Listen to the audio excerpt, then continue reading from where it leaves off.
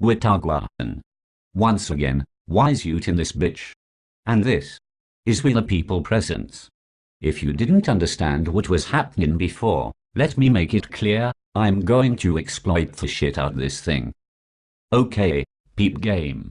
The other day I went to East Falls Church to interview for a seasonal position at UPS. Seasonal positions are obviously temporary. This particular position ends on December the 31st. Remember that date, it's important later. Some fuckery agwan, I'd like to reenact that fuckery, right now. Since I couldn't find an actor that looked like the fucking clown that tried to play me, this guy got the job. They could be twins. So, without further ado, ladies and gentlemen, we proudly present the interview.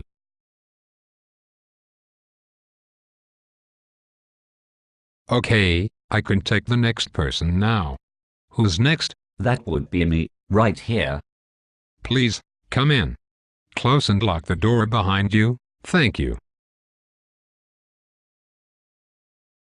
At this point, I thought to myself, maybe he was afraid someone would hear our secret plot to pay my child support. Obviously, I kept that shit to myself. Thanks for this opportunity, I really appreciate the chance. Don't mention it. I need you to first fill out some paperwork, then we can get started. That's perfectly fine. Now, at this point, everything was very routine. He asked me if I had any experience, what location I wanted to work at, etc., and then the kicker.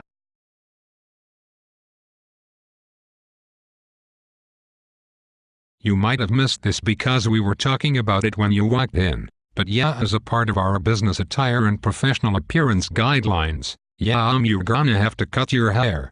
Are you okay with that? Or no? No wonder he wanted me to lock the door. No, not comfortable at all with it actually, which is probably why I haven't done it in the better part of 20 years. He should have probably been even less comfortable asking someone with 2 feet of hair some shit like that there out loud. The Equal Employment Opportunity Act states that you can't even ask me that.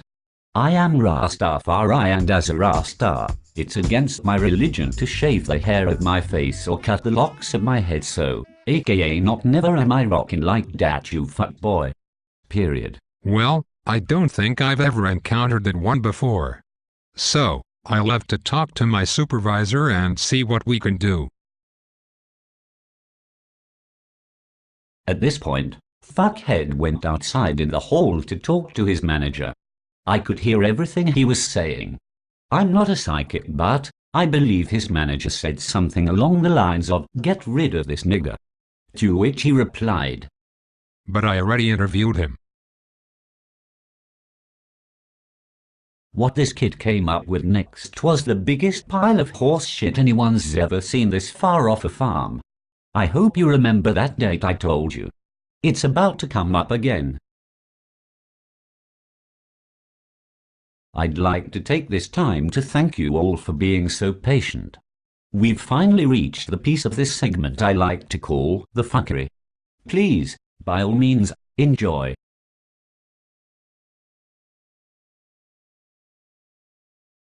My supervisor said that you'll have to get a written confirmation from your church stating that it's against your religion to cut your hair.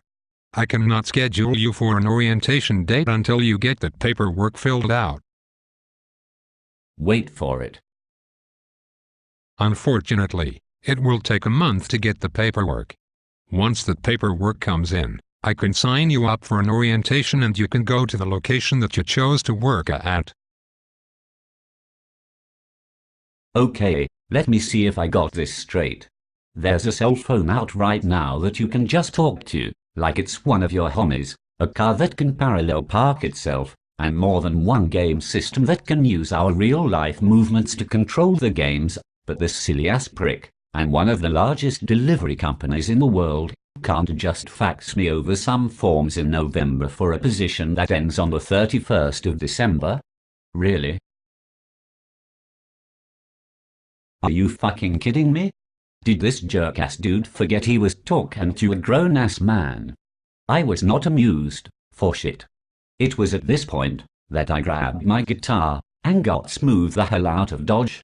One thing's for sure, I'm glad I'm talented as fuck. Otherwise, I might have to depend on dick-headed ass motherfuckers like this guy for the rest of my life. Somebody, please let me know if I have a discrimination suit on my hands, so I can really let Brown know what they can do for me. Until then though, as usual, I keep my fist up, and my crown on tilt. We the people.